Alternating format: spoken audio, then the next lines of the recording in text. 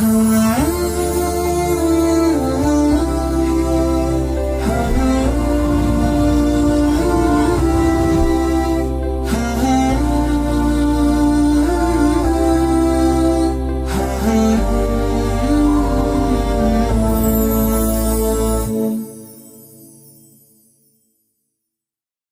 së dashur, selamu alaikum.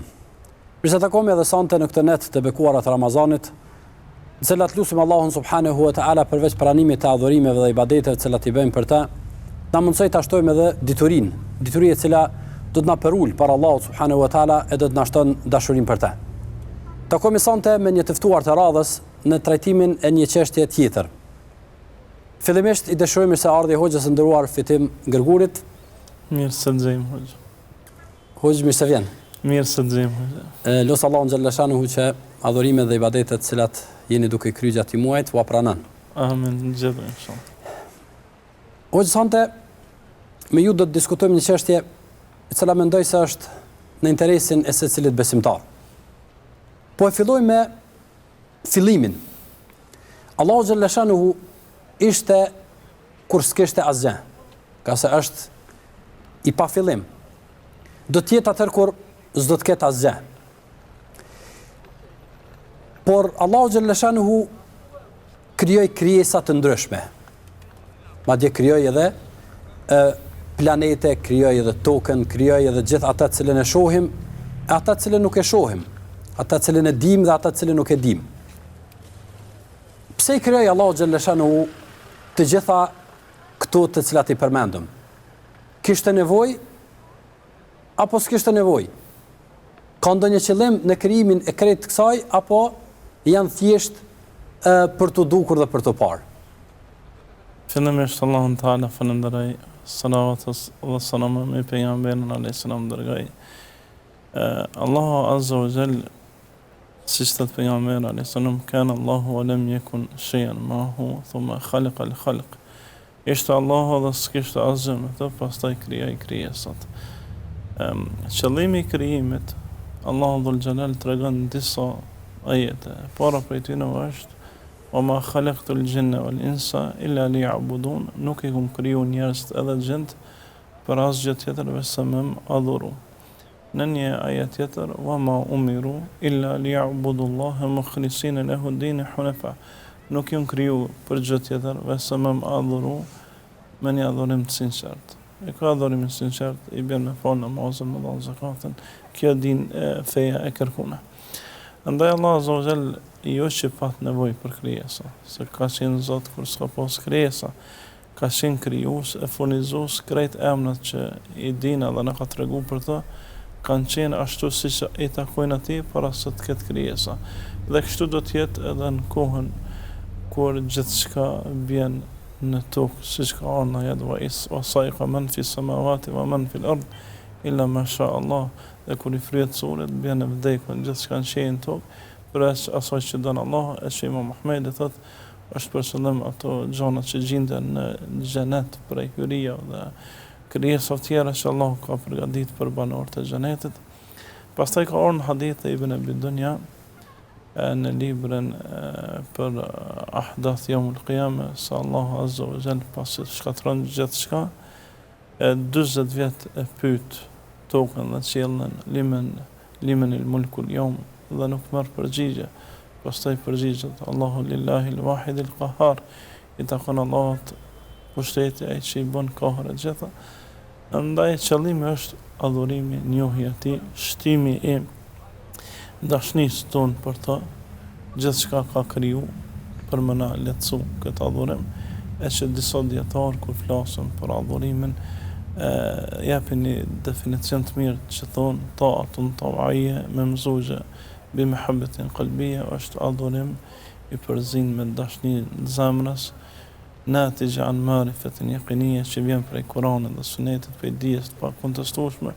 E qëllimi I tij është tufdi ila saadatin ebediyya, unë ndërku në lumturitë përhershme, e që jeta në këtë botë është që kë. Derisa të mërrim të lumturia përhershme, mendoj se jemi ende në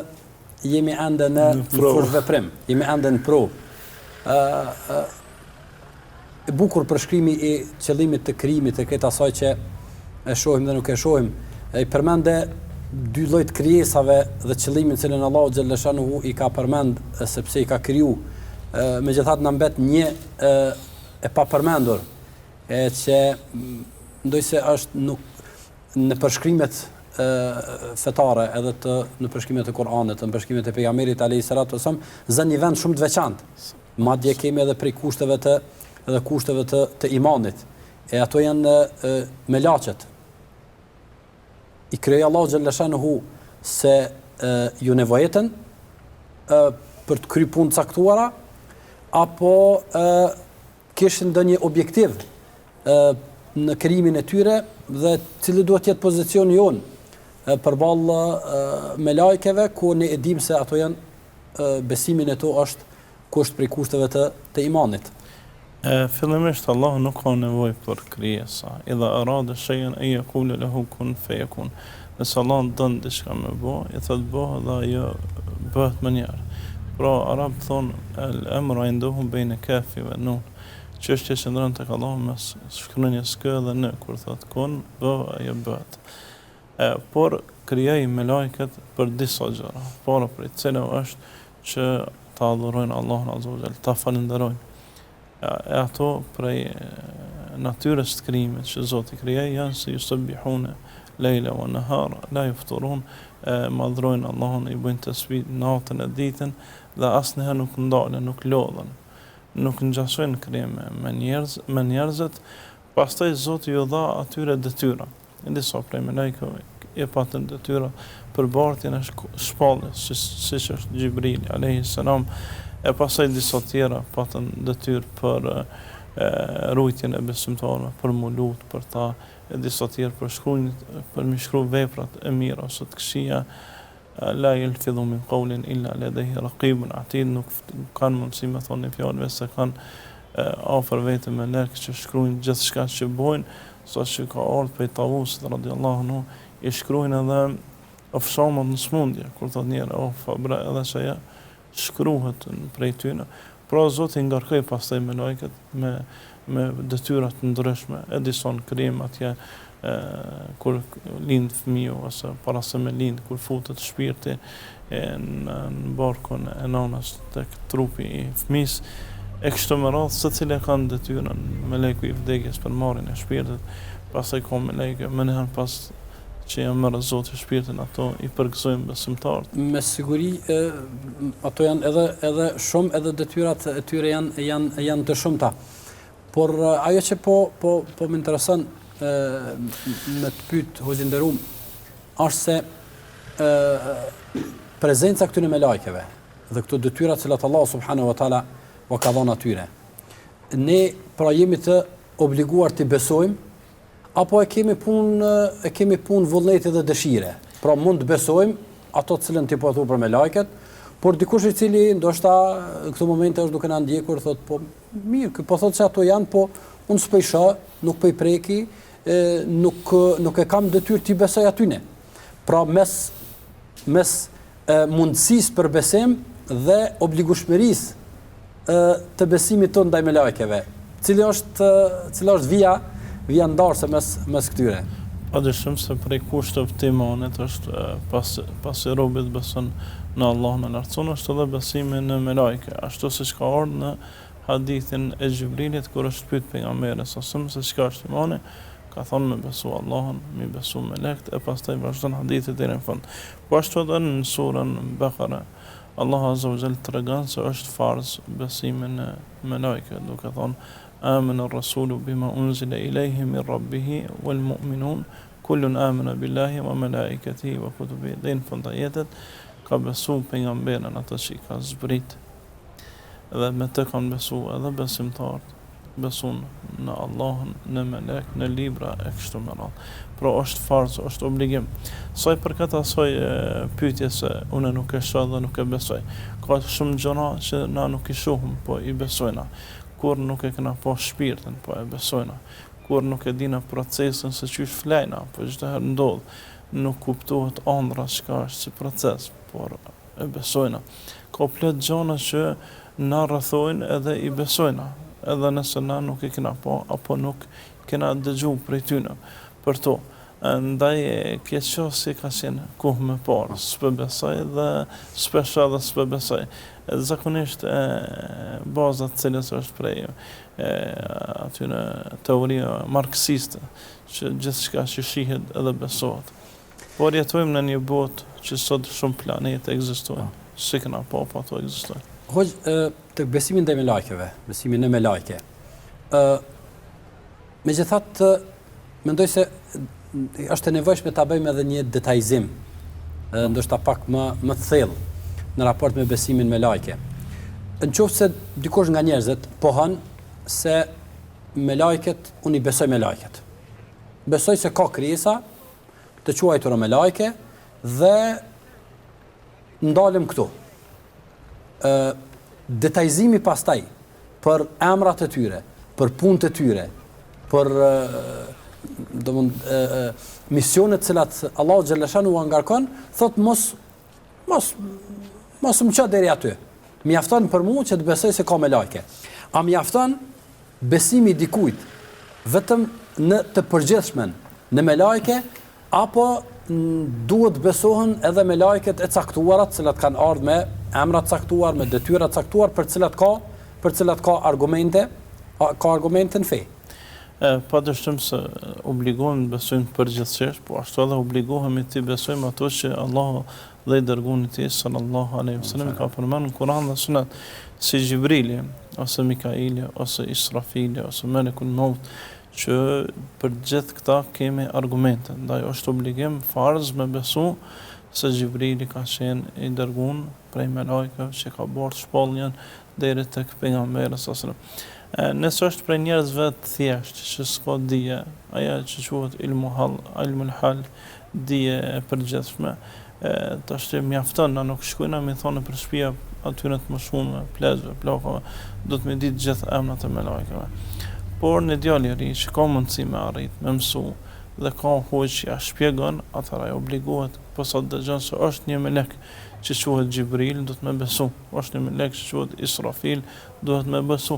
Edhe nuk arsëtohet në këtë rast me ignorancë, pasi që ignoranca, dietarët kanë shkruar edhe libra që tregojnë se në cilat raste dhe kushte njëri arsëtohet me to. Njëri arsëtohet me ignorancë kur nuk mund me arrit dija, po nuk ka ndonjë argument se njëri arsëtohet me dije. Jo, nuk kena kështu në shariatin tonë. Ndaj obligohet secili rob që ka mundësi me arrit deri te dija, për një melek të caktuar që ka ardhur në Kur'an dhe Sunet, posa të dëgjoj me e besu, pasi që pejgamberi alayhis salam la yantiqu anil hawa, ai s'flet kur prej vetës ti, krejt ka flet të shpallin. E kemi për detyrë, pra kemi obligim të besoj me lajket edhe në aspektin e përgjithshëm si me lajke, por edhe në ato të cilat janë të përshkruara me emra dhe detyra të caktuara, që mendoj se ato janë shumë. Edhe ka me lajke të ndryshme, ka me lajke të shumta, madje tim se në përshkrimet e Isra's e Mirajit, domthonë është e qartë numri i madh i me lajkeve të cilat pejgamberi mi ka përshkruar në qiej e pastaj në Beitul Mamur e kështu me radhë. Por a kështë mujt thjesht me na pru disa shembuj të me lajkeve, me emrat e tyre, me detyrat e tyre, dhe njëkohësisht krahas kësaj me na tregu se a janë me lajket të gjitha të një kategorie, të njëjtës shkallë, qoftë në krem, qoftë në rënditje dhe në, po themi, në vlera dhe rëndësinë që e kanë ato, që ta dim pastaj ta kuptojmë pozicionin tonë përballë këtyne me lajkeve. Fillimisht pejgamberi sallallahu alaihi wasallam na tregon për disa me lajke në emra dhe detyrat që kanë. Por kemi disa me lajke që dinë çfarë detyra kanë, por nuk kanë emrin të caktuar. Për shembull, për melekët që shkruajnë vepra, nuk ka ardhur asnjë argument në Kur'an dhe Sunet se quhen kështu. Besoj i ka afër dhe shkruajnë gjithçka që ai flet. Për melekun Gjibril e kemi argument se pejgamberi më tregon se është melek prej melekëve më të mëdhenj që Allah ka kriju, ka 600 palë anë ose krah, po jo në mënyrë florore që e kuptojnë për fesë krishtere, por anë është krah kështu, se 4 det, 8 det që po dolën, ai ka 600 det, 600 pal anë, e që pejgamberi e ka po 2 herë. Në formën origjinale. Po, në formën origjinale, siç përshkruhet në surën Najm. ولقد رآه مرة أخرى عند سدرة المنتهى që e ka pa edhe një herë tek kufiri I fundit I krijimtarisë Sidratul Muntaha në pamjen e tij origjinale që e ka kriju Allah. Pastaj kemi Mikailin I cili është I ngarkuar me çështjen e rrezikut dhe me çështjen e shiut, bimëve e kështu me radhë. Kemi melekun e vdekjes që është I ngarkuar me marrjen e shpirtave. Pastaj se sa janë numri I tyre këto nuk kem detaje, veç e besojna, por emri që thotë Azrail nuk është I saktë, siç ka ardhur në për librat e dietarëve, është prej Israeliatëve dhe nuk quhet kështu, në hadith si meleku I vdekjes, e pastaj kemi melekun që I fryn surin, Israfilin, që pejgamberi thotë I ka vendosur atë brirën surin në gojën e tij dhe po këshyr prej arshit, po pret urdhën prej Allahut. E pastaj kemi melekët që kanë për detyrë që posa të merret shpirti I besimtarit ta përgëzojnë siç ka ardhur në surën Fussilat innal ladhina qalu rabbuna Allah thumma istaqamu, ata që thanë Allah është një, pastaj qëndruan që çdo këtë dëshmi تتنزل عليهم الملائكة لا تخافوا ولا تحزنوا në momentet e vdekjes zbresin atyre me lek ju thonë mos u frigoni, as mos u trishtoni, po përgëzoni për një xhenet që keni punu. Këtu lloj me lajke kanë për detyrë përgëzimin e xhenetlive, po ashtu. Allah na boft rrezik edhe na boft nasip. Ndërsa asaj përket asaj që për formën e tyre Allah në surën një prej surëve në surën Furqan Allah Azza wa Jall kur flet për formën thot ka me 2 palë krah, 3, 4, yazidullahu fi khalqihi ma yasha. Allah shton krijimtarin çka don. Ka ardhur për Xhibrilin më shumë që 600 palë krah ato që dina, ndërsa për shkrimin e tyre të mëllaj pejgamberi alayhis salam në hadithin që transmeton Imam Muslimi prej Abu Hurairës radhiyallahu anhu thot më është ju tregu juve për një melek prej melekëve të Hamalatul Arsh, atyre që bartin arshin, e që tash janë 4 në ditën e gjykimit shtohen 8, thotë madhësia e tina është prej laprës dveshje deri në krah, është sa me jetë 700 vjet, ndër prej aq është I madh. Po ashtu ka në librin e Imam Ahmedit e Sunne të Abdullah ibn Ahmed ibn Hanbelit kur flet për melekt, thotë se ka melekt Allah që janë sa një bubraç të vogla, e ka sa thërmia, e ka melek edhe më të vogël, kështu I përshkruajnë dietarët tonë. Madhësinë e tyre, numrin e tyre është shumë I madh. Në bazë të haditheve që ka ardhur çdo ditë futen 70.000 melek në Beitul Ma'mur, që I bjen se nëse 10 ditë 700.000, 100 ditë 7 milion, e kështu me radhë. Po ashtu melek që e bartin xhehenemin, pejgamberi alayhis salam thotë 70.000 melek e bartin një litar në xhehenem, e litari ka 70.000, xhehenemi ka 70.000 litar, e I bjen 4.9 miliard melek që e bartin xhehenemin. Po ashtu ka shumë melek që pejgamberi sallallahu alajhi wasallam tregon për natën e Kadrit që nuk ka vend qiell as në tokë, veç është një melek tu fal, ose është në ruku, ose është në sejdë, do thotë s'ka hapësirë as sa 4 gështrin, veç ka melek të Allahut azza wa jall. Padyshim se ndoshta ai problemi jon I përditshmërisë edhe I vrapimit I gafletit e shkujdeses shpesh herë na ban që të mos e ndim shumë gjatë jetës tonë prezencën e kaq shumë me lajkeve edhe madhështinë e krijimit të tyre dhe sigurisht se kjo pastaj na krijon edhe një lloj distance edhe me shpesh ndoshta edhe me adhurimet edhe me njohjen e madhështinë e Zotit. Këto me lajke me këtë ndryshim në krijimtarinë e tyre, në ndryshim me obligimet e tyre. Nëse e kanë një emërus për bashkët, ajo është përulja e tyre para Allahut subhanahu wa taala. Po, a mund të na përshkruaj diçka nga përulshmëria e melekëve para Allahut subhanahu wa taala. Pra madhështia e tyre në krijim dhe forma e tyre po themi gjigande në bazë të asaj që ti përmendë diçka prej saj, fuqia që ato kanë, mundësitë që ato bartin.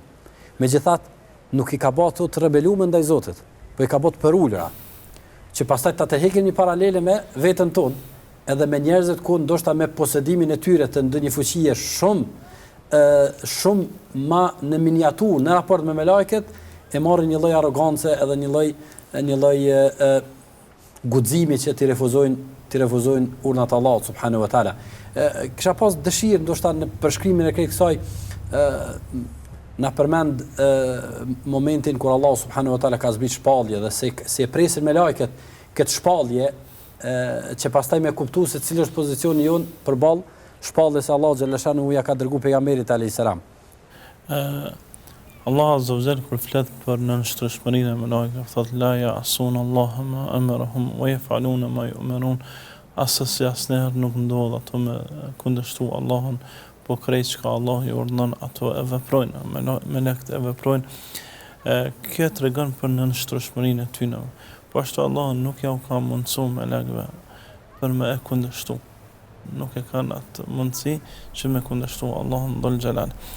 Sa i përket njerit i cili ka që i dopt, ka që i vogël, merr guxim me kundërshtu Allahun, kjo padyshim është një rebelim i madh ndaj krijuesit, e që ka nevojë se cili prej neve me rregullu gjendjen tonë për Allahut, pasi që hoxhin ndërum çdo ditë pi afrohem takimit me Allahun, edhe çdo ditë jemi më afër tina, e veçanërisht në këtë kohë të Ramazanit, se cili prej neve kemi obligim me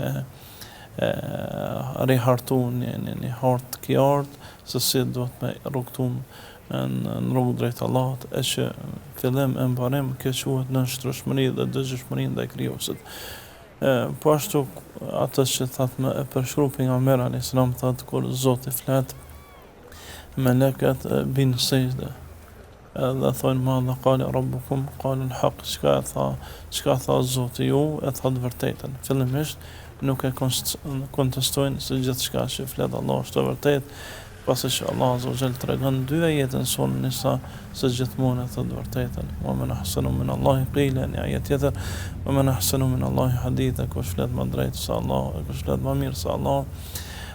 Po ashtu pejgamberi sallallahu alaihi wasallam tregon se Allah ka melek që prej se i ka kriju Allahu ato janë duke u falë, e prej se i ka kriju janë ruku, e prej se i ka kriju janë sejdë, e kur ndodh kiameti, ajo që është në sejdë ngrit kokën dhe thot ma abadtu haqal ibad, nuk të kumë adhurua Zot ashtu që ti e meriton, me gjithë këtë adhurim ditë e natë në sejdë, me mira vjet ose miliona vjet që qëndrojnë në sejdë, thonë s'të kemë adhuru, e çka me thonë një rob që jeton 60 vjet, 50 vjet, gjysmën e ka gjume, gjysmën e ka punën ngarkesë, sa i mejt me adhuru, edhe që të pak 2-3 vjet adhurim, edhe ato mi neglizhu, padyshim se është në çmim i madh ndaj krijuesit, për buzën ndaj ullët dhe ndaj madhështisë tina, ndaj melekët na mësojnë se si duhet të qenë karshi Allahut, nuk pyetet Allah pse na ka urdhëruar, la yusal amma yafal, nuk pyetet çka bën,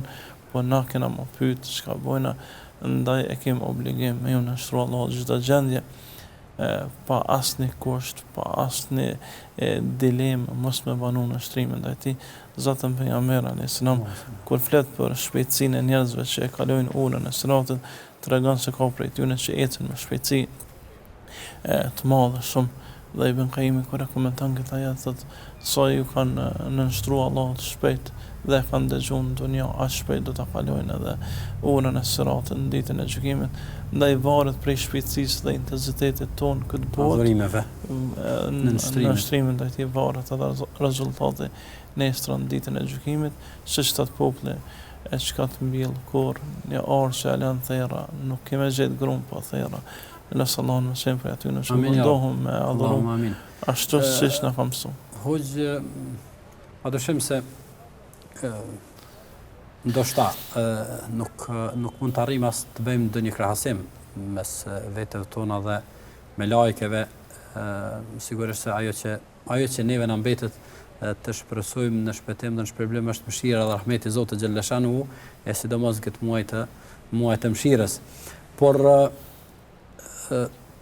këtë nënshtrim me lajkeve ndaj Zotit, këtë adhurim, këtë nënçmim të adhurimit të tyre, burim i këtë kësaj, a është njohja e Allahut subhanahu wa taala. Pra, është që me lajket e njohin Allahun mirë, andaj edhe si rezultati i kësaj njohje vjen këtë ky në nështrim, dëgjueshmëri, dashuri për Zotin e kështu me radhë.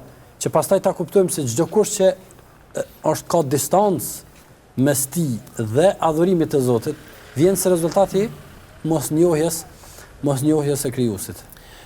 Pa tjetër hoqë dashur, se thon arabët, njëri është anmik e asaj që së njeh. Sa më shumë dikën që së njeh, është ma lehtë me anmiqsu. Dhe sa më shumë e njeh, është ma lehtë me dashur dhe me qenë i dëgjueshëm ndaj tina. Pejgamberi sallallahu alaihi wasallam kur flet për raportin e tij me Zotin, thoshte inni a'lamukum billah wa akhshakum. Unë jam më shumti që e njeh Allahun dhe më shumti i frigohem atij. Do më thonë mas shumë të i nështrohëm, mas mire ka bo adhurim, mas mire u falë, mas mire ka gjeru, mas shumë të ka qenë që Zotën e ka madhru. Sepse ka njoft mas mirë. Sepse mas mire ka njoft, ndaj so ma shumë të njohëm Allahën, aq ma shumë e dojna, aq ma shumë ju nështrohëm, aq ma shumë adhurojna. Edhe është primare për së cilin besimtarë që beson Allahën me njoft Zotën e vetë, në përmjet emrave ti të bukur dhe cilësive ti të përsosnë, e që falë Zotit hoxhin dërum, kem shumë ligjërata sot në gjuhën shqipe që na flasim për këtë temë.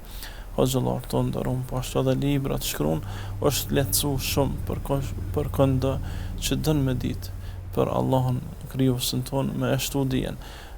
Për këtë shkak me lekt e njohin mirë Allahun, e njohin mirë madhështinë e tina, dhe pandërprej e madhrojnë, e adhurojnë, ju në nështrohen ati, nuk ja thejnë urdhën asnjëherë, e dojnë Zotin tonë, dhe për këtë shkak Zoti i ka nderu ka shumë, edhe për zgjedhja Allah që këtu me konë, këta me konë me lekë, nuk është rastësisht, Allah e din, krije një gjë edhe nëse nuk ekziston, nëse kishë ekzistu, qysh kishë ekzistu, e i lërë më ato që ekzistojnë, ndaj për këtë shkak disa djetarë thonë me lekët janë në përgjithësi më të mirë se njerëzit. Ndërsa jo më të mirë se pejgamberët e Allahut, pasi që pejgamberët janë krijesat më të mira të Zotit. A ka njëri mundësi me arrit vlerën e tij te Allahu më shumë se disa melek? Po, më shumë se të gjithë, jo, padyshim. Këto detaje përmenden në dietarë në librat e tyre. Pra njeriu çështje shumë e rëndësishme. Nëse me lajket janë po themi të pa alternativë në gabime. Njeriu është megjithatë e ka mundësinë edhe e ka po themi e ka të lirinë e përgjithshme, jo lirinë shariatike që të gaboj. A nuk kupton kjo se njeriu po arriti ta frenoj veten e tij, ta kufizoj, ta disciplinoj, ta nënshtroj madhërisë Allahut subhanahu wa taala, mund të arrijë gradat e melekëve ose edhe më shumë? Po flasim jashtë pejgamberëve, sepse ata veç e përmendën, po thjesht që ne ndoshta këtë Ramazan të paktën të mendojmë, a mund të bëhemi më të mirë se melekët? Padyshim se mundësia e gabimit tani edhe mundësia për me përmirësu gabimin është që na veçon prej melekëve, dhe pasi këto nuk e kanë. Dhe çdo ngarkesë që e kena me alternativë nëse dojnë ose jo me e zbatu. Dhe melekët se kanë këto. Prej këto shumica dietarë thonë se njerëzit që janë nështronë Allahut janë më të mirë se shumica e melekëve. Përveç atyre si Gjibrili, atyre melekëve që e bartin arshin, e që Zoti ju tregon që i dën krijesat e veta, ato kanë trajtim tjetër. Po flasim përgjithsisht mundet me arrit biri Ademit është krijesa më e ndershme që Zoti ka kriju, dhe për të e ka kriju gjithë këtë kosmos, për asgjë tjetër vetëm për më nështruar Allahut. Kur e bën këto, me lejen e Zotit, ka mundësi me arrit gradat e larta që edhe shumicën e melekëve me i kalu. Kështu mëson pejgamberi sallallahu alaihi wasallam. Jemi pothuajse ka fundi, por dua edhe një çështje ta përmend, sepse mendoj se është shumë e nevojshme. Prezenca e këtyre melekëve në mesin tonë, edhe adhurimi që ato ja bajnë Zotit, njohja që ja bajnë Allahu subhanahu wa taala, ky me detyrën ndaj Zotit xhalla shanuhu. Po ne si rob Zotit, a mund të përfitojmë diçka për melekëve? Po thjesht ndjenjen e prezencës së melajkeve, a duhet ta shohim edhe si një lloj përkrahje dhe ndihme për neve, apo thjesht ato i kanë disa detyra tjera, ndërsa ne i kemi do punë tjera, që në fund ta bëjmë një lloj jete të përbashkët, e që të shfrytëzojmë ato mundësitë cilat ndoshta Allahu xhaleshon e ka dhënë përmes tyre. Allah azza wa jall tregon se melekt lutën për robët, wa yastaghfiruna lilladhina amanu, dhe kërkojnë falje për ata që kanë besu. Kur flet për ato që e bortin, arshin, thotë se ato kërkojnë falje. Po ashtu pejgamberi alayhis salam thotë se robi pas të fal namazin, se qëndron atë vend në klivrit, melekt vazhdojnë me u lutë për të dhe me kërku falje derisa ngritet për atij vendi. Po ashtu pejgamberi sallallahu alaihi wasallam na tregon se melekt i dojnë robët e Zotit, siç ka ardhur në hadith qudsi ku Allah azza wa jalla thotë idha Allah ta'ala ahabba fulan nada Jibril ya Jibril inni uhibbu fulan fa ahbibhu. Kur Allah don ndikoni thotë Jibrilit, o Jibrilu e do filanin, doja edhe ti. Pastaj Jibrili i thirr melekt krejt e dojnë dhe bëhet pranim në tokë. Kjo pse i bëhet pranim në tokë për shkak dashurisë të Allahut dhe të melekëve. Njerëzit e pranojnë, kanë qef me nejt ofertina, mundohen me përfitu prej dijes tij e kështu me radhë. Po ashtu ka edhe shumë raste që pejgamberi alayhis salam tregon se si melekët afrohen robit. Për shembull kur duke lexuar Kur'an apo namaz natë, të pastron edhe pasi që melekët yata'adha mimma tata'adha bani Adam, irritohen prej aso që irritohet biri Ademit, dhe thot afrohen derisa yadkhul fi fihi, dhe sot futen në gojë, afrohet meleku për shkak dashurisë të librit të Allahut në trupin e njerit, e ndihmojnë. E dim rastin që melekët kanë marrë pjesë në Bedr, kanë marrë pjesë edhe në Uhud, ku Allah tregon se i ka zbrit 3000 melek për me ndihmu besimtarët në Uhud. Dhe në çdo aspekt jetës na ndihmojnë. Atë gëzimin kanë herë që kena të papërshkrueshëm dhe së din shkakun, ka ardhur hadith se është për shkak të prekjes së melekut. Dhe po ashtu atë pikëllimin e madh është për shkak të prekjes së djallit, kështu siç ka ardhur hadith. Dhe gjitha këto tregojnë se këto krijesë Allah i ka dërguar me na ndihmu, me kërku falje për neve. Kur lutet robi besimtari për vllahun e tij, meleku thot amin, edhe për ty u boft ashtu. Pra hyn duan e melekut. Ndaj prej këtij Imam Ahmedi thoshte ka 30 vjet që s'jam lut asnjëherë për veti, po jam lut për vëllezër, pasi që duaja jem është në diskutim a pranohet apo jo. Duaja me melekëve vetë pranohet. Po ashtu në amin falen me neve kur ne themi amin, dhe amini jon bashkohet me aminin e melekëve, vetë merr përgjigje, siç na mëson pejgamberi sallallahu alajhi wasallam. Në çdo aspekt na ndihmojnë, na motivojnë për adhurim, na kujtojnë për Zotin ton, në mënyra që na si kuptojnë, por ato i kryjnë këto veprime. Mundësit mëdha, aleancat mëdha, të cilat besimtari mund të shfrytëzojnë në çdo moment të jetës së tij. Po Allah shpërbleft. Zotin e madh të këtë diskutim dhe këtë bashkëbisedim të cilën e banëm për me lajket Allah subhanahu wa taala, Zotit na i bën prezent me lajket të cilat do të dëshmojnë nesër kur dalim para tij dhe të jetë në vazhdim e çdo përpjekje dhe aktiviteti që në fund rezulton me njohjen e Allahut subhanahu wa taala. Amin. Faleminderit shumë për mundësinë e Zotit ndërrua. Shikues të dashur, me lajket krijesa madhështore, të cilat i nënshtrohen Allahut subhanahu wa taala, sepse e njohin atë dhe i binden urdhrave të tij, me dashurinë që kanë për të dhe nga shpresa dhe nga dëshira që Allahu xhalla shanuhu të sheh me mëshirën dhe rahmetin e tij. Për neve mbetet edhe një dritare, shtesë në jetën tonë se si ta njohim dhe ta adhurojmë Allahun subhanahu wa taala.